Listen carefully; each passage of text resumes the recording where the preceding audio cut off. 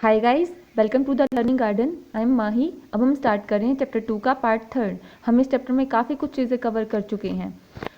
Chapter की theme क्या है, डिस्क्रिमिनेशन क्यों होता है, प्रेजुडिस से किस तरह से डिस्क्रिमिनेशन होता है, स्टीरियोटाइप से किस तरह से डिस्क्रिमिनेशन होता है, या इनइक्वलिटी कैसे वजह है डिस्क्रिमिनेशन की, ये सारी चीज़ें हम इस चैप्टर में कवर कर चुकी हैं। अब हम देखेंगे कि किस तरह से लोग डिस्क्रिमिनेशन को फेस कर रहे हैं, वो अपनी डे टू डे लाइफ में क्या क्या चीज़ें फेस कर रहे हैं। हम स्टार्ट करते हैं 4th पॉइंट से, ऑन बीइंग डिस्क्रिमिनेटेड अगेंस्ट। आप जैसे अपनी सोसाइटी में आसपास देखते हो कि लोग अलग अलग तरीके के काम करते हैं। उनमें से कुछ काम ऐसे होते हैं जिनकी वैल्यू ज़्यादा होती है और कुछ ऐसे होते हैं जिनकी वैल्यू कम होती है। बेसिकली ये काम की वैल्यू नहीं होती, ये हमारी परसेप्शन, ये हमारा नज़रिया होता है कि हमें किस काम को ज़्यादा वैल्यू देनी है और किसको कम वैल्यू देनी है। लेकिन ऐसा क्यों होता है? ये कास्ट सिस्टम का एक इम्पॉर्टेंट एस्पेक्ट है, ये उसकी वजह से होता है। अब कास्ट सिस्टम क्या है? Community या फिर groups of people were placed in a sort of ladder where each caste was either above or below the other।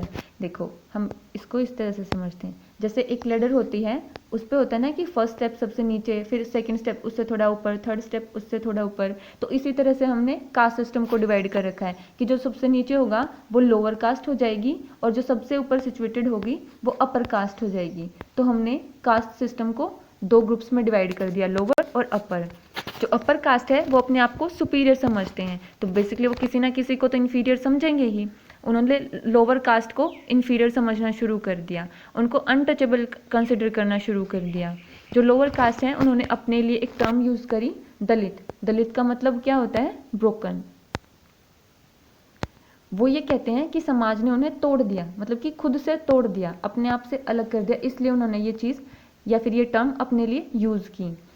Caste system ने कुछ स्पेसिफिक कास्ट रूल्स बना दिए। उन्होंने वर्क को डिवाइड कर दिया कि ये काम सिर्फ इस कास्ट के लोग करेंगे और इस काम को ये वाले लोग करेंगे। जैसे जो गार्बेज उठाने का या फिर जो डेड एनिमल्स की बॉडी को उठाने का काम होता है, ये उन्होंने लोअर कास्ट को दे दिया, उनके लिए फिक्स कर दिया कि तुम लोग इसी काम को करोगे।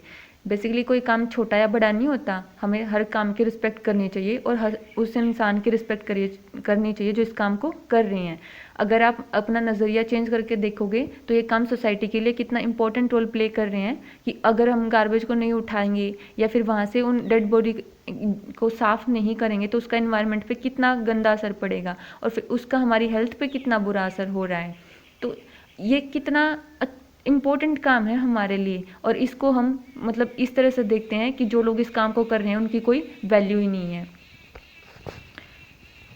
But they were not allowed to enter the homes of the upper caste और take water from the village well. लेकिन जो अपर कास्ट वाले लोग होते हैं वो उनके साथ डिस्क्रिमिनेशन करते हैं। कैसे करते हैं कि वो उन्हें अपने घर में एंट्री नहीं करने देते, या फिर उन्हें जो गांव के कुएं होते हैं जहाँ से सब पानी भरते हैं, सिर्फ लोअर कास्ट वाले लोगों को मना कर दिया जाता है कि तुम यहाँ से पानी नहीं भरोगे। इस तरह से उनके साथ डिस्क्रिमिनेशन किया जाता है। उनके बच्चे होते हैं, जो लोअर कास्ट वाले लोगों के बच्चे होते हैं, वो अपर कास्ट वाले लोगों के बच्चों के साथ स्कूल में एक साथ बैठ के नहीं पढ़ सकते। इस तरह से उनके साथ डिस्क्रिमिनेशन किया जाता है। अब आपने देखा कि काम की वजह से भी लोगों के साथ क्या क्या हो रहा है, उनको किस तरह से अपनी लाइफ में दिक्कतें फेस करनी पड़ रही हैं। तो अपना नज़रिया बदलने की ज़रूरत है हमें। हर काम को रिस्पेक्ट करो, हर इंसान को रिस्पेक्ट करो। कोई भी काम लाइफ में छोटा या बड़ा नहीं होता। Story of B R Ambedkar. हमने 5th पॉइंट को देखा था ना कि हम एक लीडर है हमारी कंट्री के, बी आर अम्बेडकर, उनकी स्टोरी को पर्टिकुलरली रीड करेंगे कि उन्होंने अपनी लाइफ में लीडर होते हुए भी डिस्क्रिमिनेशन को कैसे फेस किया। एक इतनी वेल पर्सनैलिटी होने के बावजूद भी उन्होंने डिस्क्रिमिनेशन को कब और कैसे फेस किया। उनका पूरा नाम था भीमराव रामजी अम्बेडकर। उनका जो टाइम पीरियड था वो था 1891 से 1956 तक। उनको हम फादर ऑफ इंडियन कॉन्स्टिट्यूशन भी कंसिडर करते हैं, क्योंकि जो हमारे कॉन्स्टिट्यूशन का फ्रेमवर्क है वो बी आर अम्बेडकर जी ने ही बनाया था, इसलिए हम उनको इंडियन कॉन्स्टिट्यूशन का फादर भी बोलते हैं। Best known as leader of Dalits. Hindi में अगर इसका मीनिंग देखें तो उनको दलितों का मसीहा भी बोलते हैं। बी आर अम्बेडकर जी ने जो दलित हैं उस कम्युनिटी के राइट्स के लिए बहुत ज़्यादा संघर्ष किया है, बहुत ज़्यादा स्ट्रगल किया है कि उनको भी उनके हक वापस मिल सकें। ही लेड में effort of Dalits to gain entry into temple. उन्होंने दलितों को मंदिरों में एंट्री दिलाने के लिए भी बहुत सारे एफर्ट किए हैं। तो क्योंकि वो खुद भी दलित कम्युनिटी से बिलोंग करते थे, इसलिए उनको दलितों का लीडर भी कहा जाता है, और उन्हें अपनी कम्युनिटी के लोगों के राइट्स के लिए काफ़ी ज़्यादा स्ट्रगल किया है।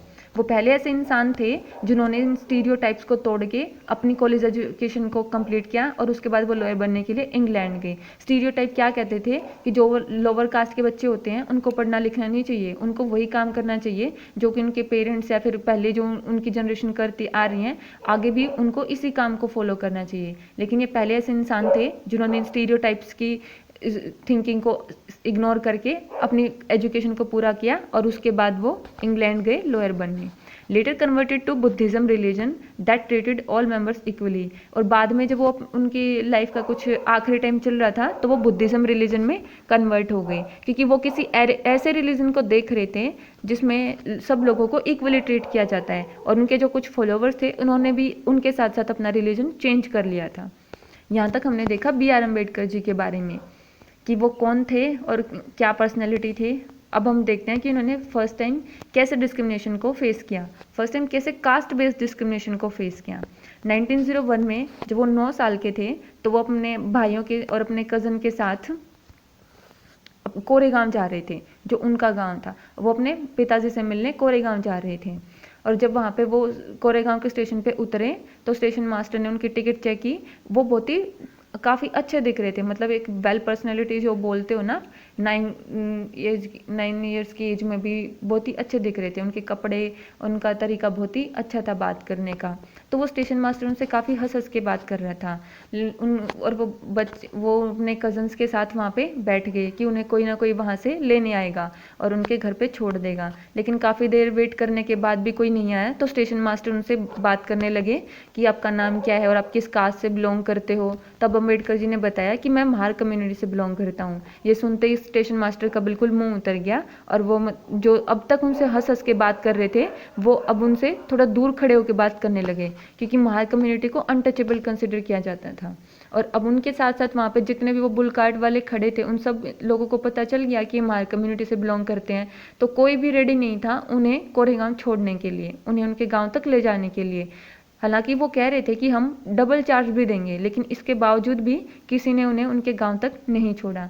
तो ये ऐसा इंसिडेंट था उनकी लाइफ में पहली बार जब उन्होंने डिस्क्रिमिनेशन को फेस किया था। ये थी BR अम्बेडकर जी की स्टोरी।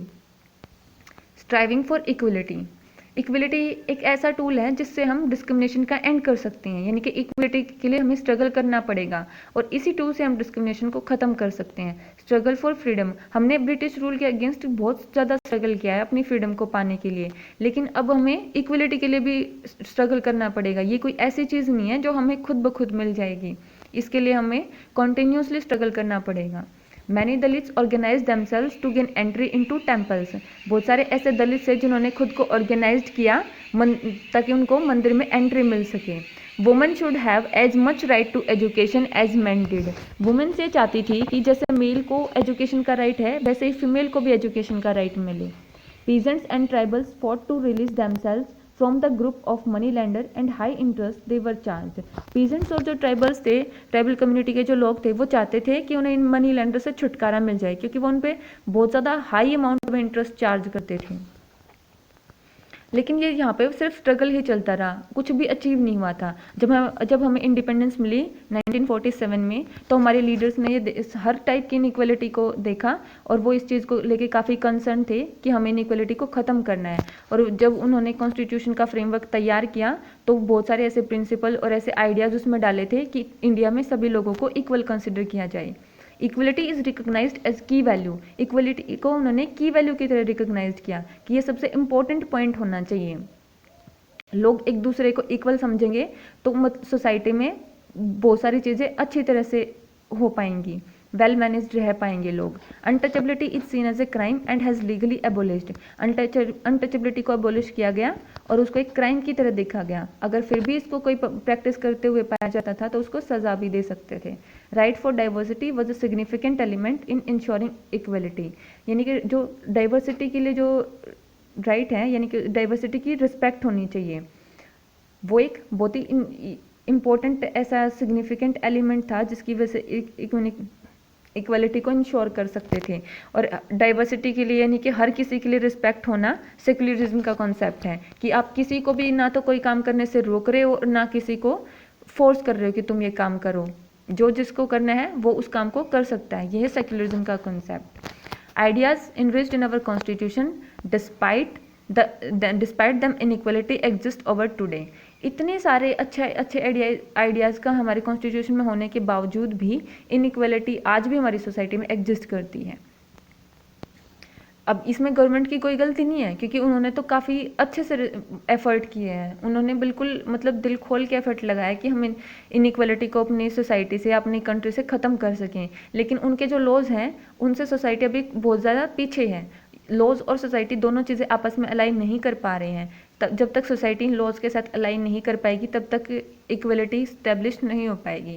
तो इसका जो कंक्लूजन निकला वो ये निकला कि इक्वलिटी एक बहुत ही वैल्यूएबल चीज़ है, जिसके लिए हमें कंटिन्यूसली स्ट्रगल करना पड़ेगा। ये कोई ऐसी चीज़ नहीं है जो हमें ऑटोमेटिकली मिल जाएगी। आप रात को सोए और सुबह उठे और देखा कि हमें इक्वलिटी मिल गई, तो ऐसा कुछ नहीं होगा। इसके लिए हमें स्ट्रगल करते रहना पड़ेगा।